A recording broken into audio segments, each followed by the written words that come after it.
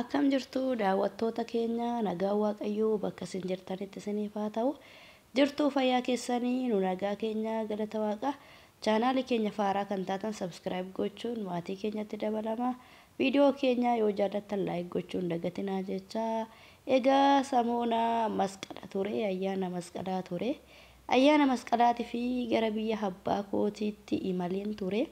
Egaa qophii qaba ture jechuudha. Qophii sanaa barana waanan heerumee fi baraniidhaani. Egaa baraniini yeroo heerumtetti masqalaa galchaatu jira. Egaa gara biyya abbaa kootiitti imalee kunoo guyyaa har'aa kana jechuudha.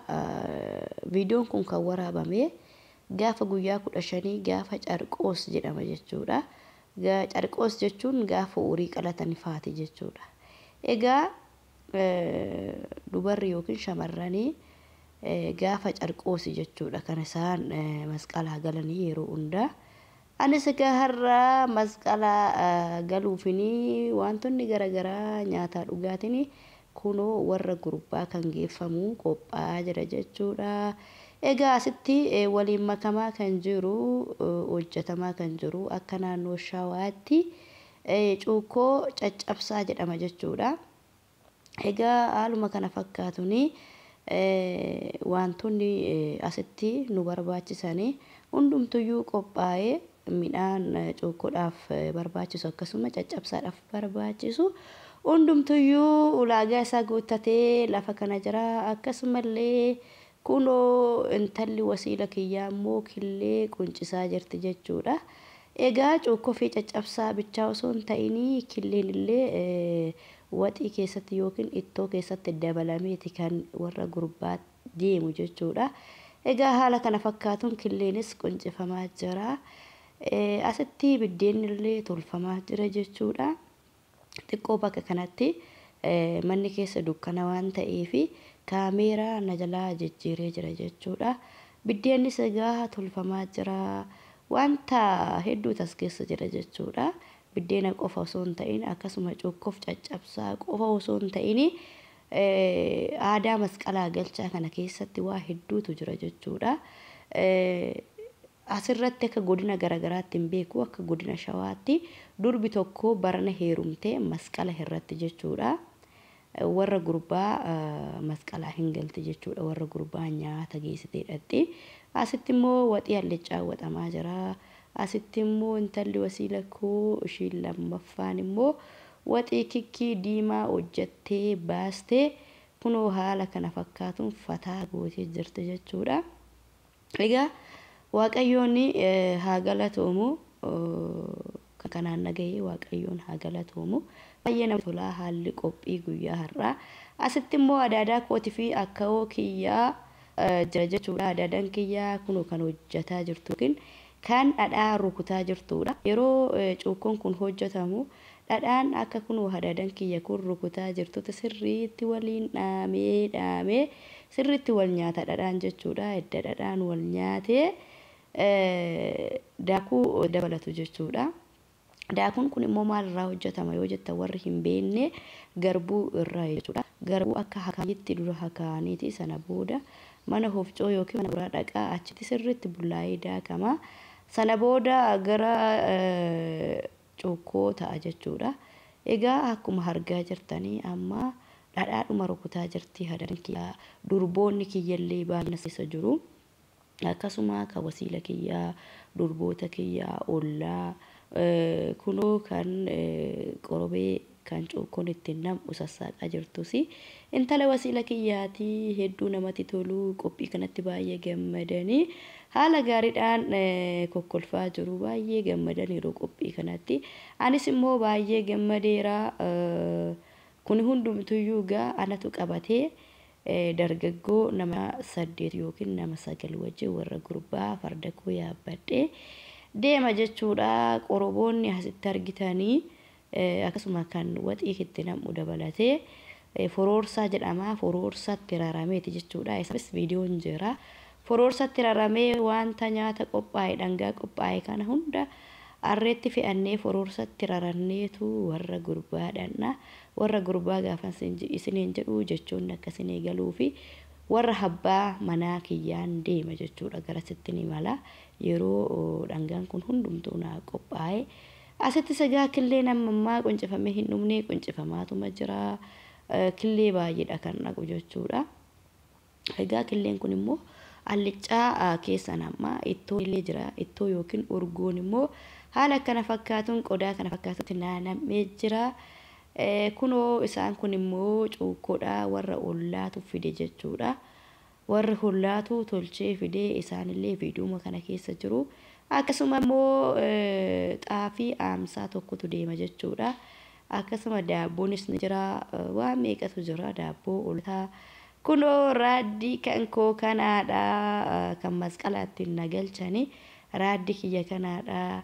Isaan kun immoo namoota ollaadhaa dhufanii cuukkoo qabatanii qophii kanarratti kan hirmaatanidha.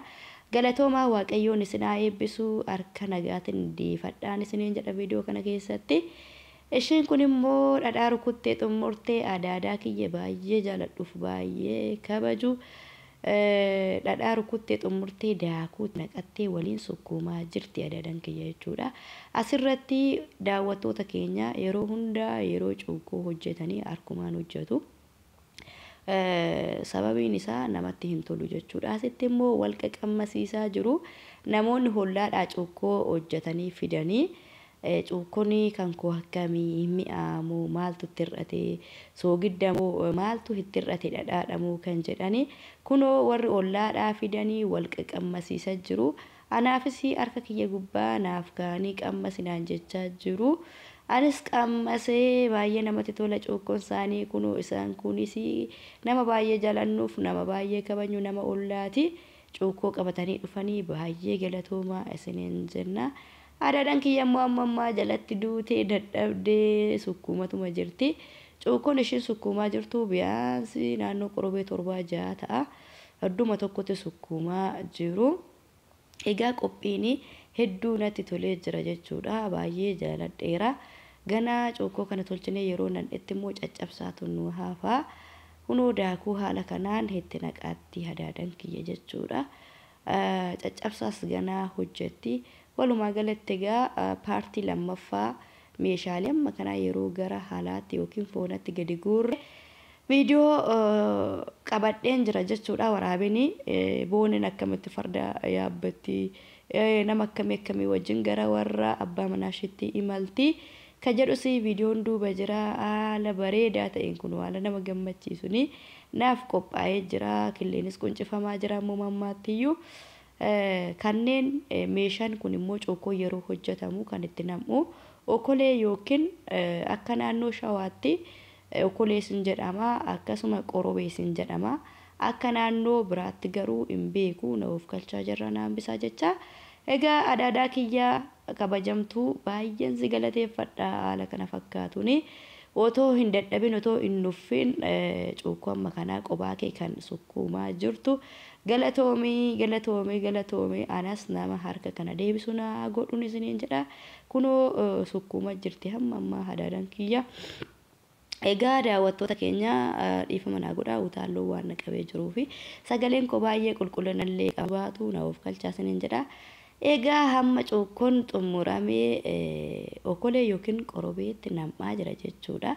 Haala kana fakkaatuun gadi qaqqabanii tuma. Kunoo okoleetti naqaa jiru. Okolee keessa immoo xiqqoo peestaalii xiqqoo buusanii maaliif yoo jedhanii cuukkoon kun akka okolee yookiin qorobee kanatti hin qabannii fi peestaalii xiqqoo peestaalii shilallaaftuu jala naqaniiti haala kana fakkaatuun kunoo akka kiyya mijeessafi jirti. Aadaan kiyya immoo naqaa jirti. Akka kiyya immoo kunoo qorobeessa cuukkoodhaaf ta'u kennaa jettee harkaa fudhachaa naqaa jirti. Booneen immoo viidiyoo jala jabaattee jirti. Egaa baay'ee natti tolee jira. Anas gammadeen jira. Sabni koo akkanatti ollaan koo maatiin koo haala kanaan cuukkoo caccabsaa akkasuma wantoota yeroo dubarri masqalaa galtu wantoota barbaachisan naaf qopheessanii masqala nagalchuuti baay'ee gammadeera baay'ee natti tole. Egaa isinis egaa waaqayyoon ittiin isin haa ga'uun jedha.